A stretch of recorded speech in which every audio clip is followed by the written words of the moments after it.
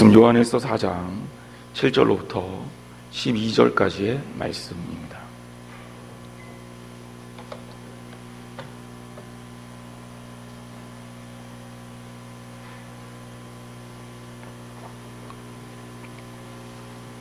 요한일서 4장 7절부터 12절까지 말씀 제가 봉독하겠습니다. 사랑하는 자들아, 우리가 서로 사랑하자.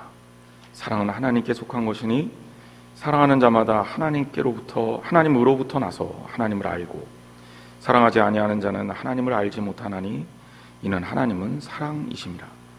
하나님의 사랑이 우리에게 이렇게 나타난 바 되었으니 하나님이 자기의 독생자를 세상에 보내심은 그로 말미암아 우리를 살리려 하심이라. 사랑은 여기 있으니 우리가 하나님을 사랑한 것이 아니요 하나님이 우리를 사랑하사 우리 죄를 속하기 위하여 화목제물로 그 아들을 보내셨습니다. 사랑하는 자들아, 하나님이 이같이 우리를 사랑하셨은즉 우리도 서로 사랑하는 것이 마땅하도다. 어느 때나 하나님을 본 사람이 없으되 만일 우리가 서로 사랑하면 하나님이 우리 안에 거하시고 그의 사랑이 우리 안에 온전히 이루어지느니라. 아멘. 인생에서 가장 중요한 가치가 무엇입니까? 여러 가지 이야기를 할 수 있겠지만 우리의 인생에서 가장 중요한 가치를 꼽아보라 그러면 행복이라는 단어를 뺄 사람은 없을 거예요. 지금 무엇을 하든지 행복하게 살아야죠. 믿는 사람이든 믿지 않는 사람이든 또 불행한 사람이든 또 내 삶이 좀 만족한 사람이든 어떤 모습이든 부자든 가난한 자든 행복해야 인생이 좋은 겁니다. 그렇죠? 아무리 환경이 좋다 하더라도 행복하지 않으면 그 사람의 인생을 의미 있다 말할 수 없어요. 하지만 반대로 매일 부족하고 연약하고 지치고 힘들고 쪼들리고 그런 인생을 산다 하더라도 인생의 행복을 누릴 수 있는 사람이라면 그 사람의 삶이야말로 의미 있는 삶이다, 이렇게 말할 수 있습니다. 자, 우리가 5월달에 들어와서 가정의 달 맞아서 제가 여러 가지 말씀을 드렸는데 지난주에는 긍정적인 삶에 대해서 말씀을 드렸습니다. 그죠? 그리고 이 가정의 달 마지막 주의 말씀의 피날레, 이것은 행복에 관한 말씀으로 시작해 보려고 합니다. 자, 무엇보다 좀 근본적인 질문을 여러분들하고 좀 던져보려고 합니다. 나는 행복한 사람입니까? 그렇게 생각하세요? 자, 그러면 내가 행복한 이유는 무엇일까요? 반대로 내가 행복하지 못하다면 내가 행복하지 못한 이유는 무엇 때문입니까? 일반적인 질문으로 바꿔서 어떤 사람이 행복한 사람입니까? 자, 그 질문을 좀 대답하려면 진짜 행복한 사람이 되기 위한 절대절명의 조건, 이게 있어야 될 것 아닙니까? 그게 뭡니까?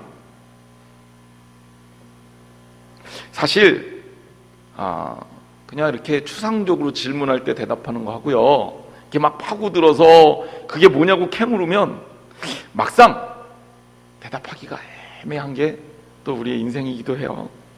행복하기 원하고 모든 사람이 행복하기를 바라는데 과연 우리 인생에서 행복한 시간을 물리적으로 따져본다면 여러분 하루에 몇 시간입니까?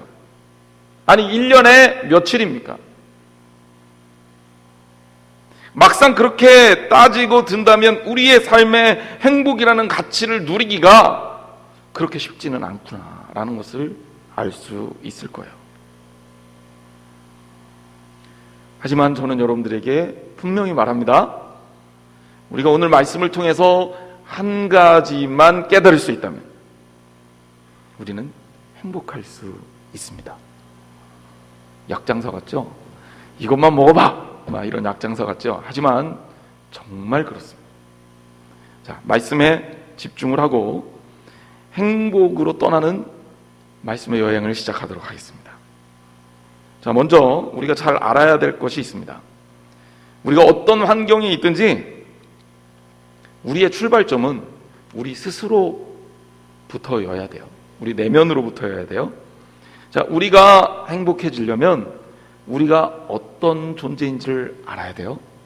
우리가 과연 어떤 환경에 있는지를 알아야 됩니다. 길을 찾아가려면 제일 먼저 뭐부터 확인해요? 내가 지금 어디에 있는가? 이거부터 알아야 돼요. 자, 여러분들은 어디에 있습니까? 그리고 과연 나는 어디에 있다고 생각할 수 있습니까? 자, 이 질문이 중요한 이유가 있습니다. 자, 물고기는 어디에 살아야 돼요? 되게 잘하셔요. 또 하나 물어볼게요. 자, 동물은 어디에 살아야 됩니까? 짐승은? 산에 살아야죠. 그죠?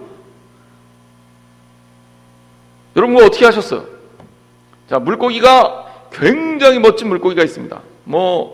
이게 금덩어리 같이 귀한 물고기입니다. 물고기가 얼마나 힘이 좋은지 정말 빠르고요. 엄청난 속도로 물살을 헤집고 다닙니다. 오래도 살아요. 자, 그런데 이 물고기가 어디에 있어야 됩니까? 물에 있어야죠. 제가 오늘 이 물고기를 잡아서 아무리 뛰어나고 귀한 물고기라 하더라도 물 밖으로 건져내는 순간 이 물고기는 별거 아닙니다. 그죠? 물고기는 물에 있어야 돼요. 사자는요, 호랑이는요, 맹수는요, 산에 있어야 되고 들에 있어야 됩니다. 그래야 그 가치가 있어지는 거예요. 그래야 행복할 수 있는 겁니다. 사람은 어떨까요? 우리는 어떨까요? 작년에 우리 정교인 수련회 가서요, 우리 몇몇 청년들하고 우리 청년부장 우리 권사님이 번지점프를 했습니다. 저는 번지점프 하는 거 절대 반대입니다. 저보고 하라 그러면 절대 안 합니다. 이해를 못 하겠어요. 돈 내고 왜 고문당합니까? 저 군대 가서도 비슷한 거 2번 뛰어내렸는데 정말 하기 싫었어요. 억지로 했습니다. 억지로. 우리가 왜 번지점프가 무서울까요? 저보고 번지점프 왜 안 하냐고 물어보면 거기에 대한 명쾌한 철학적 이유를 댑니다. 근데 실제적인 이유는 무서워서 그렇다, 이렇게 비난하는 사람이 있을지 모르지만 그 얘기도 틀린 얘기는 아니니까. 하지만 우리가 번지점프에 두려움을 느끼는 이유는 하나님이 우리를 번지점프에 적합하게 만들지 않았어요. 날개가 있었다면 얘기가 다릅니다. 하늘을 날 수 있었다면 얘기가 달라요. 우리는요, 하나님께서 땅을 디디고 살 수 있게 만드셨어요. 그래서 인간은요, 땅을 딛고 살아야 행복합니다. 땅을 붙이고 살아야 안전하다고 느껴요. 그런데 왜 자꾸 그렇게 높은 데 올라가서 뛰어내리려고 그럴까요? 사실 여러분, 그것도 잠깐이니까 그렇지요. 그걸 그렇게 맨날 할 수 있겠습니까? 절대 건강에 좋지 않아요. 우리 인간은요, 땅에 발을 붙이고 사는 존재입니다. 농담처럼 얘기했지만 여기에 본질이 있습니다. 우리의 행복은 우리의 본질적인 존재가 만족해야 되는 거예요. 하나님이 우리를 만드셨다 그러면 하나님의 창조의 목적에 적합해야 되는 겁니다. 있어야 할 그 자리에 있어야 행복의 조건과 근원이 충족되는 겁니다. 여러분, 있어야 할 자리에 있으시기를 주님의 이름으로 축원합니다. 자, 이 말씀을, 이 이야기들을 머릿속에 담아두고 성경 말씀으로 우리가 한번 보도록 하겠습니다. 자, 우리의 행복을 논하는 데 있어서 가장 중요한 진술, 성경의 진술은 무엇이냐? 요한일서 4장 10절 말씀에서 우리가 찾을 수 있습니다. 우리 함께 읽어볼까요? 요한일서 4장 10절 말씀입니다. 같이 한번 읽어볼게요. 시작. 사랑은 여기에 있으니 우리가 하나님을 사랑한 것이 아니요 하나님이 우리를 사랑하사 우리 죄를 속하기 위하여 화목제물로 그 아들을 보내셨습니다. 아멘. 성경에서 우리를 향하여 말씀하고 있는 가장 중요한 행복에 관한 진술 첫 번째는 하나님이 우리를 사랑하셨다는 겁니다. 따라합시다. 하나님이 우리를 사랑하셨습니다. 여러분, 이거 잊지 마세요. 이거 붙들고 사세요. 하나님이 우리를 사랑하셨다는 겁니다. 깊이 매 순간 되돌이켜서 끊임없이 잊지 말고 마음속에 새기시기 바랍니다. 하나님이 우리를 사랑하셨습니다. 그것도 엄청나게 사랑하셨습니다. 하나님이 우리를 정말 사랑하셨습니까? 라고 묻는다면 저는 이렇게 대답하고 싶어요. 하나님이 우리를 얼마나 사랑하셨는지에 대해서. 첫째, 우리는요, 하나님의 형상에 따라 지음을 받았습니다. 자, 창세기에 보면, 창세기가 이제 영어로 제네시스거든요. 차 이름하고 똑같아요. 근원이라는 뜻입니다. 그러니까 인류의 근원, 인류의 원조, 하나님이 이 세상을 어떻게 만드셨는지에 대해서 말씀한 그 성경에 보면 창세기 1장, 2장이 그러니까 창조에 관한 하나님 말씀인데요. 하나님께서 만물을 지으실 때 무엇으로 만물을 지으셨나요? 말씀으로 지으셨습니다. 말하셨고 그 말대로 이루어졌습니다. 유일하게 예외가 있어요. 예외가 누굽니까? 우리예요, 우리. 여러분과 나, 사람이에요. 이런 생각을 안 해보셨을 거예요. 하나님께서 말씀으로, 그래, 아담아 생겨라. 그러면 생겼을까요? 안 생겼을까요? 생겼겠죠. 하나님이 다 말씀으로 만드셨는데 유일하게 사람만큼은 하나님께서 그렇게 하지 않으셨어요. 왜 그렇게 하지 않으셨을까? 창세기 2장에 보면 하나님께서 사람을 만드신 장면이 조금 더 자세하게 표현되어 있습니다. 하나님이 사람을 만드실 때 흙으로 사람을 만드셨다. 그 하나님의 손길로 사람을 빚으셨다고 말합니다. 하나님의 손길이 우리의 육신에 담겨져 있는 겁니다. 제가 가끔 그런 얘기 하잖아요. 우리는 공장에서 기계가 만든 제품이 아닙니다. 우리는 찍어낸 제품이 아닙니다. 찍어낸 제품은 아무리 비싸도 한계가 있습니다. 하지만 장인의 손에 의해서 빚어진 제품은 가격이 달라요. 누가 만드느냐에 따라서 명품도 될 수 있습니다. 하나님이 우리를 빚으셨어요. 하나님이 우리를 빚으신 후에, 아담을 빚으신 후에 아담을 그냥 두신 것이 아니라 아담의 코에 생기를 불어넣어 주셨습니다. 이 생기라는 단어가 히브리어로 루아흐라는 단어예요. 이 루아흐라는 단어는 생명이라는 단어하고 맞먹는 단어입니다. 하나님이 우리에게 생명을 주셨어요. 영을 넣어주셨어요. 다른 동물들은 그렇게 안 했어요. 왜 그러셨을까? 하나님이 왜 우리를 직접 지으시고 우리에게 생명을 주셨을까? 그리고요, 하나님이 우리를 만드시면서 거기에 아주 중요한 옵션이 있었어요. 그게 뭐냐면 하나님이 우리 인간을 그냥 지으신 것이 아니라 하나님의 형상에 따라 사람을 만드셨다. 자, 지구상에 있는 어떤 존재들도 하나님을 닮지 않았어요. 하지만 유일하게 하나님을 닮은 존재가 있는데 그게 누구예요? 저예요, 저.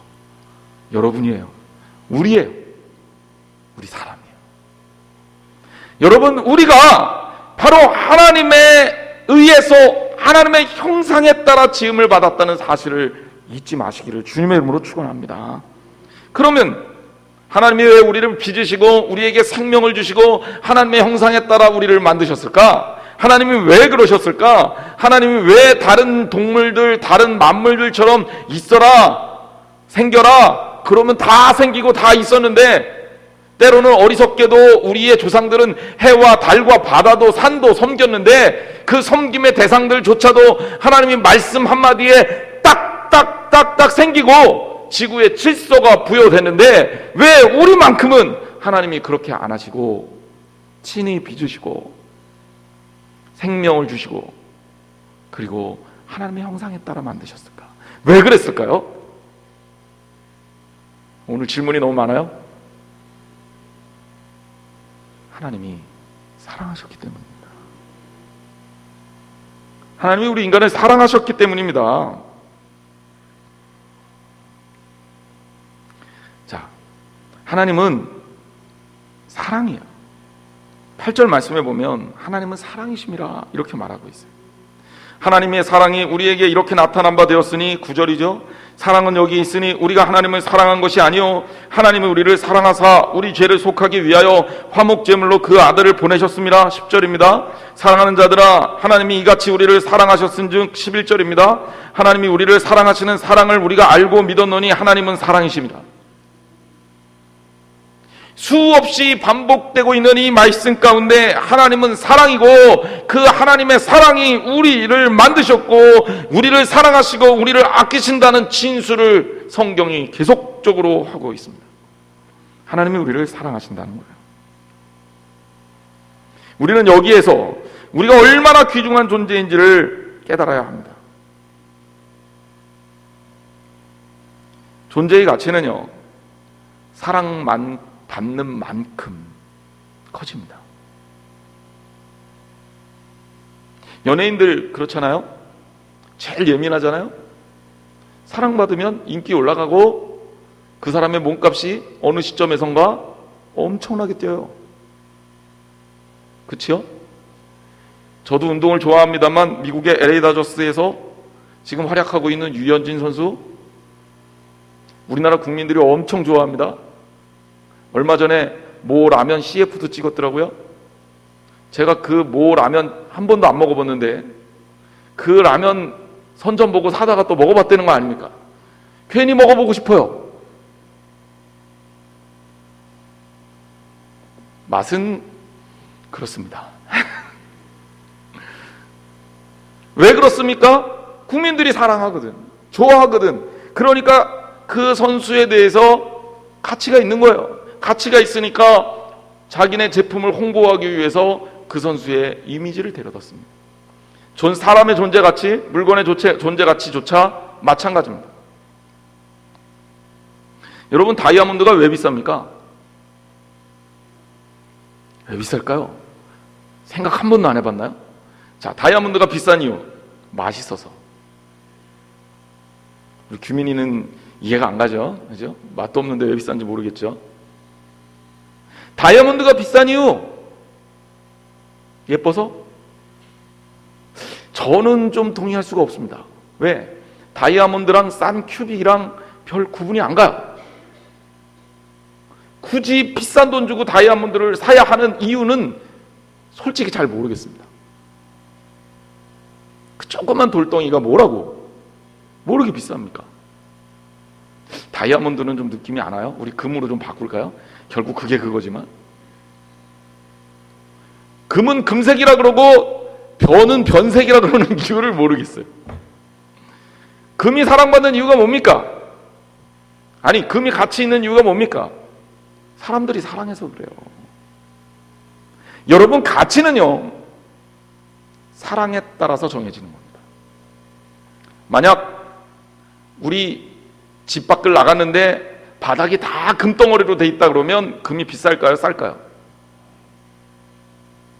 네, 그건 물어보나 말합니다. 그래도 금이 귀하기 때문에 비싸죠. 또 그 귀한 금을 사람들이 좋아하기 때문에 비싼 겁니다. 근데 아무리 귀하고 대단한 거라도 사람들이 별로 안 좋아하면 그 별로 가치가 없어요. 가격이 안 나갑니다.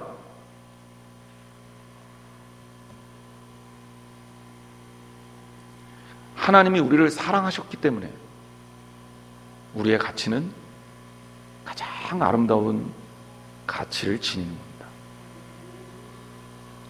여러분, 여러분의 몸값이 얼마나 귀중하냐? 여러분의 존재가 얼마나 귀중하냐? 바로 하나님이 사랑하시기 때문입니다. 제 설교 잘하라고 배경음악도 깔아주셨습니다. 자, 그래도 여러분들이 음악 감상보다 말씀을 들으셔야죠. 셋째, 하나님이요 우리를 구원하셨다. 성경은 그렇게 말합니다. 바울은 로마서 3장 23절에서 모든 사람이 죄를 범했다 이렇게 표현하거든요. 우리가 죄인이 되었기 때문에 하나님의 영광에 이르지 못하게 됐다. 이게 절망 아닙니까? 우리는 죽음을 가장 두려워하는데 모든 인간은 다 죽게 된 거예요. 모든 사람이 죄를 범했으니까 다 죽을 수밖에 없는 사람들이란 말이에요. 침몰하는 배 안에 갇혀서 빠져나갈 희망이 없이 공포와 두려움에 떨고 있는 존재가 사실은 우리 인생이에요. 왜? 침몰하는 속도만 좀 더딜 뿐이지. 그렇죠?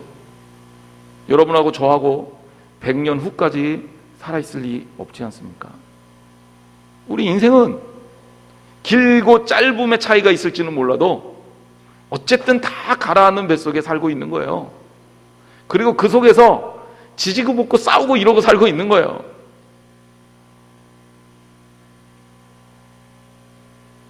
배가 가라앉기 전에 빨리 돈 갚으세요. 내일 죽는데 오늘 돈 갚는 게 무슨 의미가 있습니까? 그죠? 내일 죽는데 오늘 돈 빌려주는 게 무슨 의미가 있습니까? 은행에 돈이 얼마가 있는데 그게 내일 죽는 사람에게 무슨 의미가 있습니까? 사실 우리 인생에서 본질적으로 의미 있는 것들이 그다지 많이 없어요. 알고 보면. 그런데 우리 그런 거 놓고 피 터지게 싸우잖아요. 그죠? 성적표에 우리 학생들 같은 경우는 1자냐 2자냐 3자냐 이거 가지고 피 터지게 싸우고, 대학에 갈 때는 어느 대학 출신이냐 이거 가지고 피 터지게 싸우고, 어느 기업에 들어갈 거냐 이거 가지고 정말 목숨 걸고 싸웁니다. 그런데 이게 사실은 우리가 죽는다는 전제하에 보면 아무것도 아니에요. 참 비극이죠. 인간이라는 자체가, 인간이라는 존재 자체가 죄와 죽음을 대입해 놓고 보면 정말 별거 아닙니다. 행복할 수가 없어요. 불행할 수밖에 없어요. 저는 개인적으로 학교 다닐 때 니체라는 철학자를 굉장히 좋아했어요. 니체가 50도 안 돼서 40대에 정신병원에 들어가게 됩니다. 미쳤어요. 처음에는 이 니체라는 사람이 인생이 살맛이 안 나고 의미가 없고 허무하고 인생은 정말 존재 가치가 그다지 별로 없다, 이제 이러면서 허무주의 철학을 이야기하는 거에 매료가 됐었어요. 니체가 왜 정신병원에 갔냐, 그리고 거기서 정말 비참하게 죽었냐, 나중에 생각을 해보니까 이해가 돼요. 너무 똑똑한 거예요. 그래서 우리의 존재를, 우리의 본질을 꿰뚫고 있었던 거예요. 그러다 보니 니체의 인생이 절망적일 수밖에 없었던 거예요. 우리는 죄송합니다, 솔직히 니체만큼 똑똑하지가 않아서 아무것도 모르고 침몰해가는 뱃속에서 그냥 내일이 올지 안 올지도 모르는 상태에서 하루하루를 그냥 재밌게, 또 혹은 내가 좋아하는 것들 위해서 그것 가지고 싸워가면서 살고 있는지도 모른다는 생각이 들어요. 사실 여러분, 하나님이란 분이 없다면 과연 우리 인생에 의미가 있느냐? 그렇지 않다는 거죠. 하나님 없이 행복할 수 있느냐? 절대 그렇지 않습니다. 우리에게 희망이 있다면 하나님이 우리를 구원하셨기 때문입니다. 로마서 5장 8절에 보면 우리가 아직 죄인 되었을 때 그리스도께서 우리를 위하여 죽으심으로 하나님께서 우리에 대한 자기의 사랑을 확증하셨느니라 라고 말하고 있습니다. 하나님이 사랑하셨기 때문에 우리가 이렇게 살 수 있고 행복을 논할 수 있는 겁니다. 자, 제가 아까 어떤 물건의 가치에 대해서도 설명을 드렸지만 이렇게도 설명할 수 있어요. 기본적인 재화의 가치는 그것과 맞바꾸는 재화의 가치에 의해서 결정이 됩니다. 자, 이 마이크가 얼마짜리입니까? 이건 어떻게 매겨져요? 이 마이크를 사려면 어떻게 해야 됩니까? 돈 가지고 와야죠. 돈의 가치가 마이크의 가치로 바뀌는 거예요. 무엇과 바꾸느냐?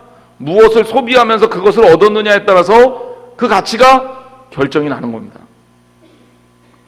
자, 아까도 다시 말씀드렸지만 다이아몬드가 왜 비쌉니까? 이번엔 그림으로 좀 해보죠. 피카소 그림이 엄청나게 비쌉니다. 그런데요, 피카소 생전에는 그 그림 잘 못 팔아갖고요, 힘들게 살았어요. 대표적인 화가가 고흐 아닙니까? 고흐의 그림은 세계에서 최고가입니다. 근데 고흐는요, 정작 그 멋진 그림을 그리고요, 자기는 빵 살 돈이 없어서 굶주렸습니다. 왜 그렇습니까? 그러면 고흐의 그림이 왜 비쌉니까? 사람들이 그것을 사랑하기 때문이죠. 사랑해서 자기가 있는 돈, 자기가 있는 재화를 그 그림과 바꾸는 용기와 그 행동을 하는 겁니다. 그래서 그 그림이 뭐 한 장에 뭐 수억, 수백억까지 가는 거예요. 가끔 저는 그런 생각을 합니다. 우리의 존재 가치는 뭘까? 나의 가치는 뭘까? 사람의 생명의 가치는 뭘까? 나는 가치 없는 인간이다. 절대 그렇지 않습니다. 왜? 내 가치는 내가 부여하는 게 아니에요. 내 가치는 이미 하나님께서 2000년 전에 내 가치를 부여해 주셨어요. 어떤 것으로 가치 부여해 주셨습니까? 예수 그리스도의 생명으로, 예수 그리스도의 죽음으로 우리의 가치가 정해졌습니다. 여러분의 생명값은 얼마냐? 예수 그리스도의 생명값입니다. 왜? 예수 그리스도의 생명으로 여러분의 가치가 결정됐기 때문입니다. 요한복음 3장 16절에 하나님이 세상을 이처럼 사랑하사 독생자를 주셨으니 이는 그를 믿는 자마다 멸망하지 않고 영생을 얻게 하려 하심이라 라고 말하고 있습니다. 하나님이 우리를 얼마나 사랑하셨으면, 하나님이 무엇보다도 이 땅에서 우리를 사랑하는 그 마음이 얼마나 크셨으면 그분의 자녀를 통해 우리의 값을, 우리의 생명을 값을 치르고 사셨습니다. 사랑하는 성도 여러분, 우리는 존귀한 사람입니다. 하나님 안에 있을 때 우리는 귀한 사람입니다. 값진 생명입니다. 잊지 마시기를 주님의 이름으로 축원합니다. 자, 결론적으로 말씀을 드릴게요. 그러면 우리가 왜 행복해야 하고 행복할 수밖에 없습니까? 이유는 간단합니다. 하나님이 우리를 사랑하기 때문입니다. 여기에 답이 있어요. 사람은 무엇으로 사는가? 라는 책의 저자 톨스토이는 유명한 단편이죠. 이 책을 통해서 본질적인 질문을 하고 있습니다. 제목 그대로가 그 질문인데 사람은 무엇으로 사는가? 라는 질문입니다. 기회가 되면 한번 읽어보시기를 권합니다. 이 책의 줄거리 다 다룰 수는 없고, 천사 미하일의 입장에서, 미하일은 이제 미카엘이라는 우리가 알고 있는 그 천사의 이제 발음의 표시 차이죠. 여기 보면 하늘의 천사 미하일이 하나님의 명령에 의심을 품고 그것을 이행하지 않아서 세상에 버려지게 되죠. 그래서 세몬이라는 구두장이와 함께 살며 하나님이 3가지 질문을 줍니다. 너 이 3가지 질문을 풀으면 내가 다시 복권시키겠다. 그래서 추위와 굶주림에 떨던 자신을 세몬과 마트료나 부부가 구원해주고 그 안에서 같이 살면서 이 3가지 질문에 대한 해답을 찾습니다. 첫 번째 질문이 뭐였냐면 사람의 안에는, 사람의 내면에는 무엇이 있을까라는 질문이었습니다. 마트료나가 밥을 차려주었을 때 이 미하일은 이 질문의 답을 찾죠. 사람의 내면에는 사랑이 있구나. 두 번째 질문은 사람이 갖지 못한 것은 무엇이었을까? 무엇이냐라는 질문입니다. 이 세몬의 구두방에 부자가 찾아왔습니다. 부자는 1년이 지나도 헤어지지 않고 실밥이 일어나지 않는 장화를 주문합니다. 하지만 그 부자는 조금 있다 죽을 운명이었어요. 그에게 필요한 거는 죽을 때 신을 슬리퍼였던 거죠. 돌아가는 길에 마차 안에서 죽게 되었던 그 부자, 그 사람을 보면서 사람에게는 한 치 앞도 못 보는 어리석음이 있구나. 사람에게 허락되지 않은 것은 무엇이냐? 바로 자기에게 필요한 것이 무엇인지를 깨닫는 지혜는 하나님께서 주시지 않았구나라는 것을 알게 됩니다. 미하엘은 마지막에 이 하나님의 사람은 무엇으로 살 수 있는가라는 질문을 찾게 되는데, 쌍둥이 딸을 낳은 한 여자의 목숨을 거두어라는 하나님의 명령을 받고 영혼을 거두러 갔습니다. 하지만 그 여자는 살려달라고 애원을 하죠. 미하엘은 처음에 그 여자의 청을 듣고 차마 그 여자의 목숨을 거두지 못합니다. 하나님은 다시 그 여자의 목숨을 데려오라 그러고 미하엘은 끝내 그 여자의 목숨을 거두었습니다. 그 여자가 죽으면 이 남은 두 여자아이를 키워줄 사람이 없어서 비극적인 인생을 살 거라고 생각을 했는데, 그 여자의 쌍둥이 두 딸을 한 착한 부인이 훌륭하게 키워주는 모습을 보게 됩니다. 그리고 쌍둥이 아이를 보며 여자가 감동의 눈물을 흘리는 것을 보았을 때 미하엘은 깨닫는 거죠. 아, 사람은 무엇으로 사는가? 사람은 사랑으로 사는구나. 사람은 사랑받으며 사는구나. 사람은 사랑하며 사는구나. 사랑을 할 수 있기 때문에 사람이 사는구나 라는 것을 깨닫게 됩니다. 그것을 깨닫고 미하엘은 다시 하늘나라로 올라가게 됩니다. 우리 인생에서 가장 중요한 가치가 무엇입니까? 사랑입니다. 두말할 나이가 없습니다. 결혼하는 부부에게 물어봅니다. 당신들 왜 결혼합니까? 너무 바보 같은 질문이라고 생각할지 모르지만 결국 그 본질은 사랑하기 때문에 결혼한다고 대답할 겁니다. 저도 여러 번 결혼식 주례를 했지만 결혼식 주례 할 때마다 들려오는 대답입니다. 사랑하기 때문에 결혼합니다. 부모가 자식을 조건 없이 키웁니다. 자식이 말썽 피워도요, 자식 위해서 정말 눈물겨운 노력을 합니다. 자식이 아플 땐 그 아픔을 대신 겪고 싶은 마음이 들 정도입니다. 부모에게 물어봅니다. 아니, 뭐 때문에 그렇게 자식을 열심히 키웁니까? 여러분 뭐라고 대답하겠습니까? 나중에 자식이 크면요, 집도 사주고 차도 사준다 그랬으니까 이거는 내가 열심히 키우는 게 아니라 투자입니다, 투자! 이렇게 대답하시겠습니까? 여러분 무엇 때문에 자식에게 최선을 다합니까? 사랑입니다. 사랑은 사람을 변하게 합니다. 제가 가르쳤던 청년 중에서 모태신앙인데도 불구하고 대학에 가고 사회에 취직하면서 정말 그야말로 뺀질뺀질 신앙생활하는 그런 청년이 있었어요. 남자 청년이. 그래서 얘가 언제 인간 될까 그러고 보고 있었습니다. 하길 그런 과정 다 거치지 않습니까? 그런데 이 녀석이 어느 날 달라졌어요. 새벽 예배도 나오기 시작합니다. 교회 예배 빠지질 않아요. 나중에 실체를 알고 보니 교회 생활 열심히 하는 청년 중에 좋아하는 여자가 있었던 겁니다. 그 여자 청년 때문에 새벽 예배도 나오고 교회 나와서 맨날 끝나자마자 가던 녀석이 하루 종일 교회에서 살아요. 물론 그 계기로 둘이 결혼해서 지금 잘 살고 있습니다. 저는 그때 깨달았어요. 사랑하면 인간이 바뀌는구나.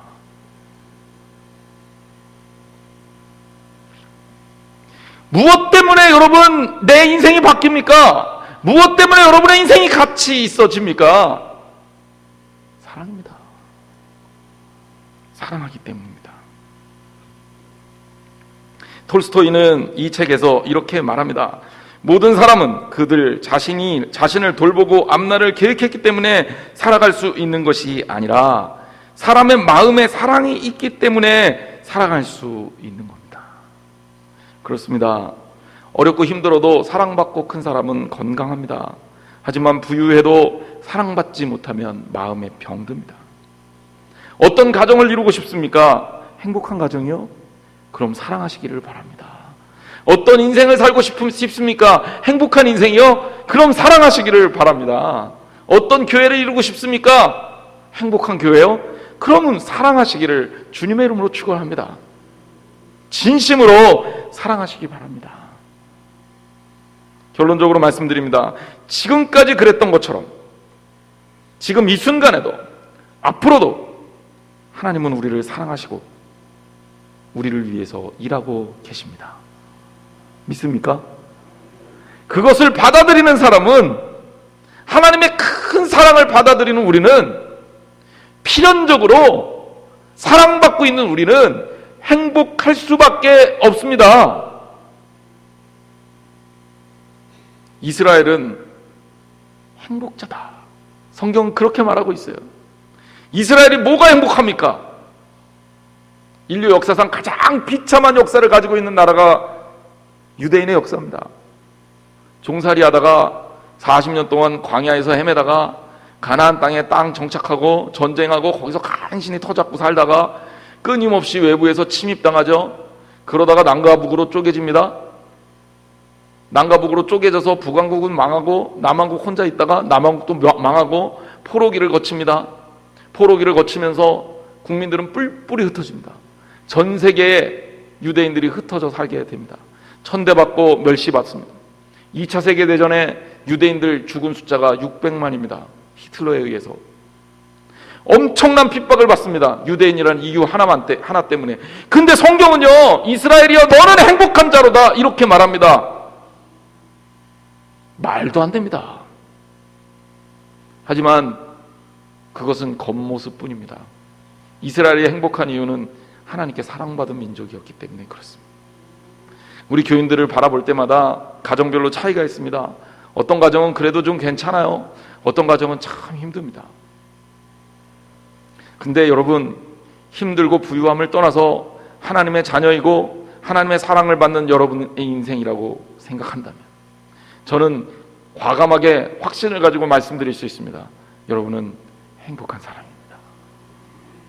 우리는 행복할까 행복하지 않을까를 가지고 고민할 것이 아니라 하나님의 사랑을 받은 우리는 그 사랑을 깨닫고 이제부터는 행복을 누리면서 살아야 할 줄 믿습니다. 로마서 8장 32절에서 바울은 말합니다. 자기 아들을 아끼지 아니하시고 우리 모든 사람을 위하여 내주신 이가 어찌 그 아들과 함께 모든 것을 우리에게 주시지 아니하겠느냐. 성도에게 행복은 있을 수도 있고 없을 수도 있는 선택사항이나 옵션이 아닙니다. 신앙생활을 바로 한다면 모두가 누릴 수 있는 권리요 축복입니다. 여러분, 하나님 사랑 안에서 행복하시기를 바랍니다. 그리고 하나님 사랑을 통해서 사랑을 나누심으로 행복을 전하시기를 주님의 이름으로 축원합니다. 기도하겠습니다. 하나님의 사람이 이 자리에 모였습니다. 행복한 사람임을 깨닫게 해주셔서 감사합니다. 우리 인생의 여러 가지 의미 중에 하나님께서 베풀어 주시는 은혜와 사랑과 그 행복을 누리는 저희가 되게 하여 주시옵소서. 하나님 사랑 많이 받았으니 이제 우리가 힘써서 애써서 서로 사랑하고 아끼기를 원합니다. 그래서 아름다운 가정, 아름다운 인생, 아름다운 교회를 이루기를 소망합니다. 축복하여 주옵소서. 예수님의 이름으로 기도했습니다. 아멘. 헌금을 드리겠습니다.